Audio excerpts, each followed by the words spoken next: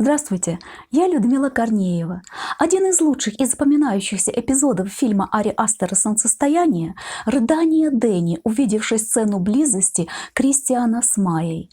И дело не только в отличной игре актрисы Флоренс Пью, но прежде всего в том, как ее героини вторят, сострадают, сопереживают, рыдают вместе с ней девушки общины Хорга.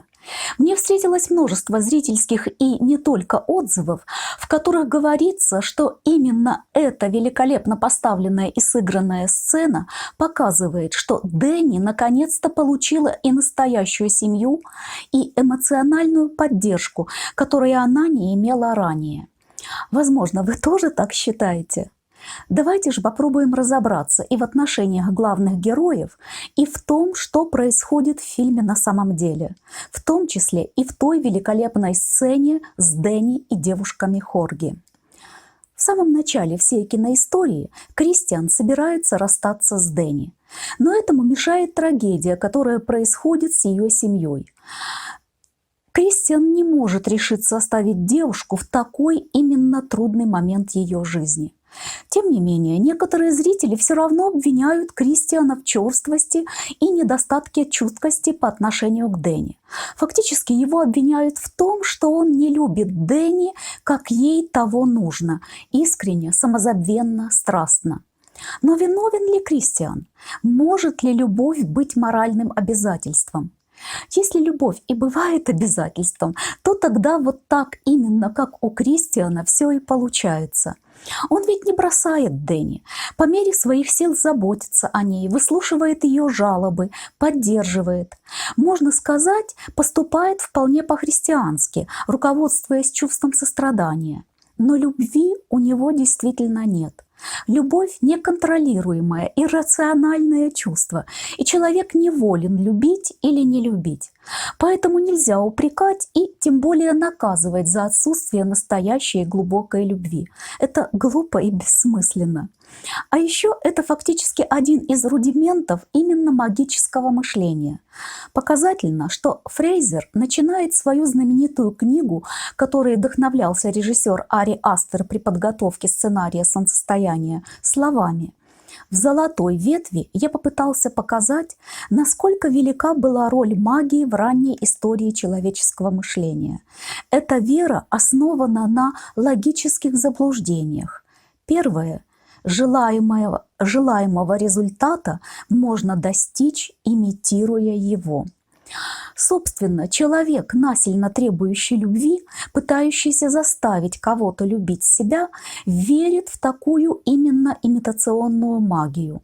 И он точно так же, как древний человек, надеется и верит, что имитируемая любовь может стать настоящей. Но на деле это может быть сведено разве что к биологическому акту. В древности, во времена тотального господства веры в магические действия, именно это и понимали под любовью. Об этом говорит и женщина-лидер общины Хорга, предлагающая Кристиану спариться с Майей и оплодотворить ее.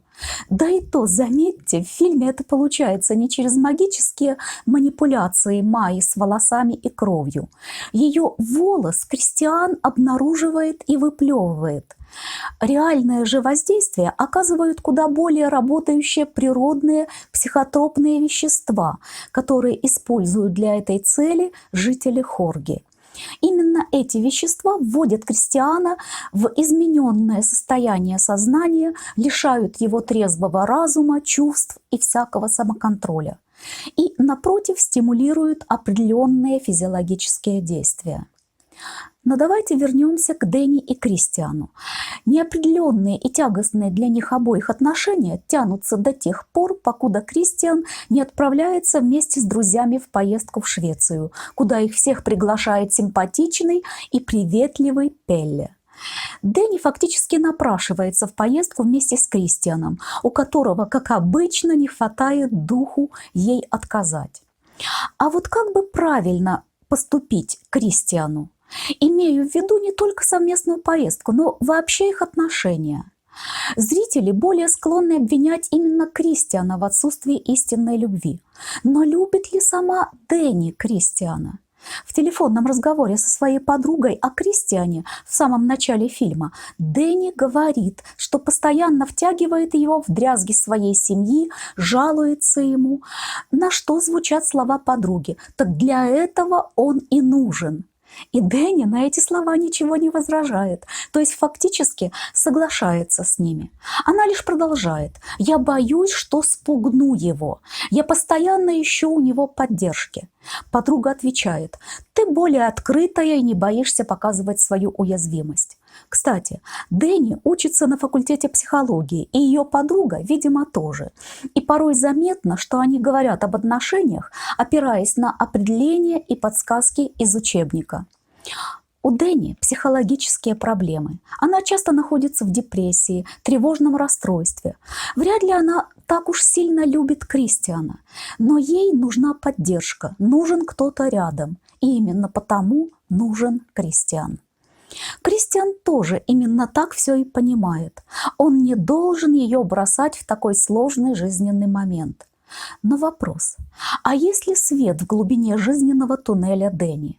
Когда этот ее сложный период закончится? И закончится ли он вообще? И должен ли Кристиан посвятить Дэнни всю свою жизнь, если она нуждается в нем, хоть и не любит, а он жалеет девушку, хоть и не любит ее? С одной стороны, вопрос может показаться риторическим. С другой стороны, почему же так много зрителей осуждают именно Кристиана? По прибытию в общину Хорга отношения Дэнни и Кристиана не улучшаются. Он даже забывает о ее дне рождения. Когда, спохватившись, Кристиан пытается ее поздравить, то все никак не загорается свеча, и он от раздражения некрасиво ругается. А уж когда Кристиан окончательно определяется с темой будущей диссертации, то едва ли не впервые начинает открыто противоречить Дэнни, спорить с ней, не соглашаться. Хотя как раз тогда слова Дэнни о всем происходящем были достаточно разумны. Гораздо более чутким и понимающим изначально выглядит пригласивший их в Швецию Пелле. Он всегда спокоен, улыбчив, доброжелателен, внимателен и находит нужные слова утешения для Дэнни. К тому же Пелле, казалось бы, действительно лучше других может понять состояние Дэнни. «Такое горе, это просто невообразимо. Я ведь тоже потерял родителей», — говорит он.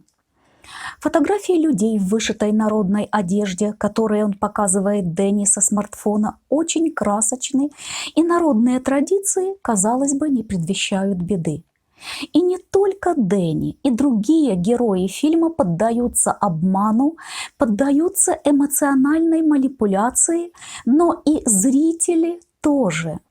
Ведь практически ни у кого не вызывает возмущения вот та сцена с поддержкой девушками Хорги, рыдающей Дэнни. Сцена, с которой я начала разговор. А ведь подумайте, но разве же не сами жители Хорги все это изначально устроили, вплоть до интимной сцены Кристиана с Майей? И разве же девушки Хорги действительно разделяют чувства Дэнни? Их плач всего лишь ритуал, всего лишь качественная психотехника, а не настоящее сочувствие. Такие техники известны и действительно применялись в традиционных культурах с целью, например, облегчить страдания роженицы или ослабить чью-то боль от утраты близких.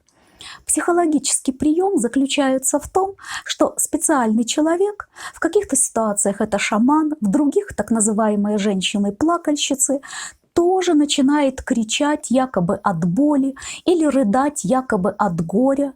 Выглядит это так, что критические физиологические и психологические состояния подхватываются и как бы разделяются другими членами общины. В фильме все члены общины кричат, кстати, и во время неудачного падения мужчины при совершении аттеступы, и при сожжении храма в финале фильма. Технически, на подсознательном и эмоциональном уровне это действительно работает. Но это совсем не то, что имеет в виду современный человек, когда говорит о понимании, сочувствии и сострадании. Разница между настоящим человеческим состраданием и ритуалом такого совместного технического рыдания приблизительно соответствует разнице между нашими современными представлениями о любви и спариванием, о котором заботятся члены общины Хорга. Во время застолья перед Атеступой сидящая рядом с Дэнни девушка говорит о ребенке, которого держит на коленях. Ее мать в паломничестве, детей здесь растят всей общиной. И замечает, что здесь лучше вообще не иметь привязанностей. В парных семейных отношениях в общине Хорги тоже ведь нет. Кстати, иногда зрители осуждают неразумное поведение героев-гостей, которые откровенно возмущаются происходящим и открыто высказывают желание покинуть общину. Некоторые зрители даже считают, что именно потому они и гибнут, что им нужно было как-то схитрить. Но это ошибка зрителей. Конечно же, Кристиан и Джош действительно ведут себя крайне наивно и неразумно, посчитав, что они смогут написать диссертационное исследование об этой закрытой общине с ее убийственными ритуалами. Но, как бы то ни было, после пересечения входа в общину шансов на спасение ни у кого из них уже в любом случае не было. Их же и привезли именно как жертв для участия в ритуалах. Оказавшись в селении, они уже стали, образно говоря, намертво запутавшимися в паутине мухами. Ближе к финалу фильма Пелле даже награждают венком за безукоризненную интуицию в подборе жертв. Пелле изначально ведет своих якобы друзей на погибель. И он много врет. Но при этом его совесть абсолютно чиста, поскольку Пелле – дитя своего племени, и совесть его распространяется только на своих. Врать нельзя своим, а вот чужакам врать можно и нужно. А кроме того, смерть не является в представлениях его племени чем-то негативным. Да, они убивают чужаков, но ведь и сами идут на смерть с легкостью. Пелле врет Дэнни, когда сравнивает свою утрату родителей с ее утратой и пытается убедить девушку в том, что он-то ее понимает. Напомню, что между членами общины вообще нет личных привязанностей, нет семей в обычном понимании, а дети воспитываются не родителями, а всей общиной. Возможно, потому мы несколько раз слышим детский плач, но ни разу не слышим в фильме счастливого смеха маленького ребенка. Кстати, может быть, из-за отсутствия личных привязанностей, в том числе и к детям, внукам, членам общины так легко совершать атеступу. Так или иначе, слова Пелле, что он, дескать, имел такой же трагический опыт утраты родителей, всего лишь аналог того чисто технического, а по сути лживого и лицемерного плача, который устраивают для Дэнни девушки Хорги. Цель Пелле – установить с Дэнни доверительные отношения и успокоить ее, завлечь словами о поддержке всей общины, которая якобы является одной большой коллективной семьей. Это нужно для того, чтобы девушка не испортила своей истерикой дальнейшие ритуалы, тем более, что в некоторых из них ей отведена важная роль. Вспомните, как извиняется перед старшими брат Пелле Ингемар за истерику привезенного им Саймона. Пелле не хочет оказаться в такой же неловкой ситуации, и потому он старательно готовит свою жертву. Ведь это он привез Дэнни, это его сфера ответственности. И Пелле справляется на отлично. Он даже получает венок за удачно выполненное задание. И по поводу того, что нельзя врать своим. А вы заметили, что в финале фильма обезболивающее для своих, похоже, не очень-то и подействовало? Но об этом уже никто не сможет рассказать. Фильм Ари Астера великолепно показывает всю настоящую реальность так называемого ушедшего золотого века человечества с его, на первый взгляд, прекрасными праздниками, обрядами, традициями, костюмами, отношениями.